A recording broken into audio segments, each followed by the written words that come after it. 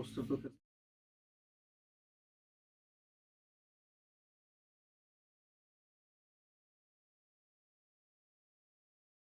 वाला तो नहीं लगा है, एंथम लगा है ना, पता नहीं बता के नहीं स्टार्ट कर दो।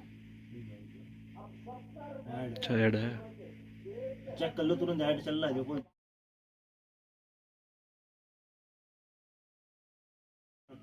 एंथम एंथम नहीं है कुछ, अब स्टार्ट करना है।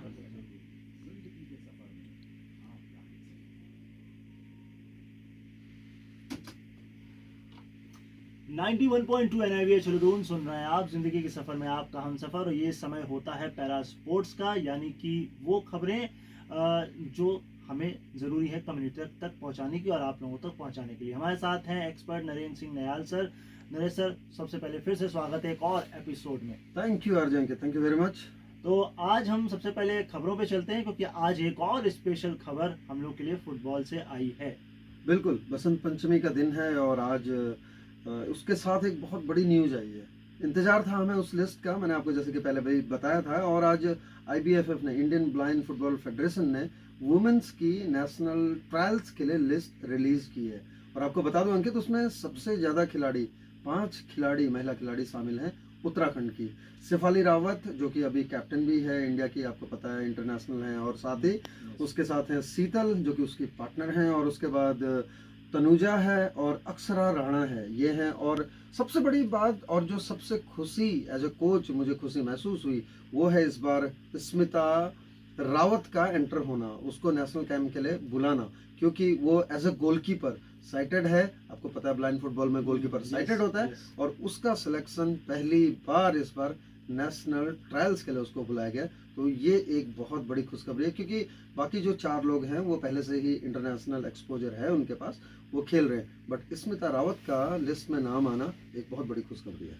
बिल्कुल। इसके अलावा आप लोगों के पास कोई सवाल हो तो उनके आप जवाब पूछ सकते हैं।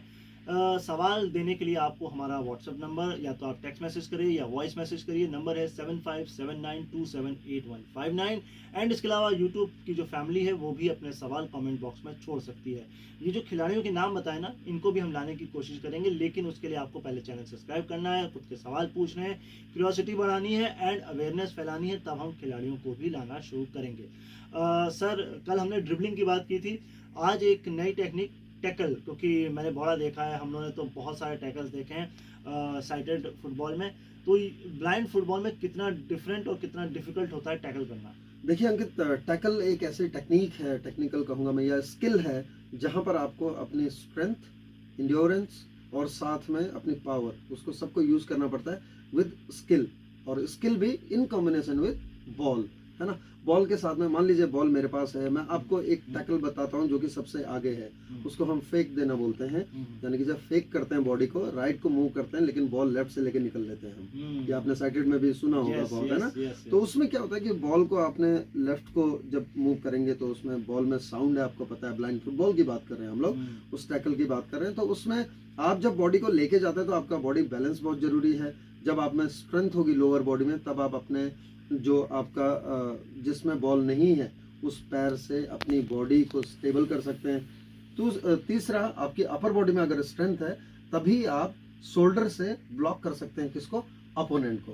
तो ये टैकल में हर चीज आ जाती है, और खासकर टैकल देखने को मिलती है जब हम डी एरिया में जाते हैं, यानी कि 6 मीटर के अंदर जब जाते हैं, वहां पर डिफेंस के साथ बहुत ज्यादा टैकल मिलता है।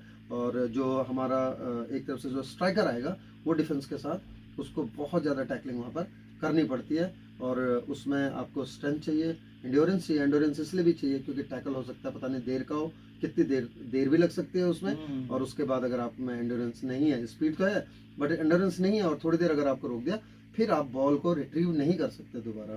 तो ये एक टैकल है जिसमें बॉल कंट्रोल, बॉडी बैलेंस और उसके बाद एंड्योरेंस, स्ट्रेंथ, सबका कॉम्बिनेशन चाहिए। बिल्कुल, और ड्यूरेशन का होना चाहिए। वार्म अप, देखिए अंकित, वार्म अप तो बहुत जरूरी है। देखिए आप भी जब तैयारी करते होंगे रेडियो पे बैठने की, तो उससे पहले आप अपने माइंड को फ्रेश करते हैं, बहुत सारी चीजें एकत्रित करते हैं, और उसके बाद वो आपका वार्म अप है, रेडियो के लिए वार्म अप है ना। एज ए आरजे आप जब करते हैं, वैसे ही जब हम किसी टूर्नामेंट के लिए तैयार हो रहे हैं या प्रैक्टिस सेशन के लिए तैयार हो रहे हैं, तो वार्म अप, क्योंकि हम रेस्ट से आए हैं, हमारी बॉडी रेस्ट करके आई है, उसके बाद हमारा टो से लेके हेड तक पूरा हर मसल को इन्वॉल्व करना है, मसल की इलास्टिसिटी बढ़ानी है, ब्लड सर्कुलेशन थोड़ा सा तेज करना है, अपना जो हमारा पल्स रेट है वो थोड़ा ऊपर लेके जाना है। ड्यूरेशन का डिपेंड करता है आपका क्या मैच है, और टेम्परेचर पे डिपेंड करता है, किस रीजन में आपका गेम हो रहा है उस पर डिपेंड करता है कि आपको ड्यूरेशन कितना होना चाहिए।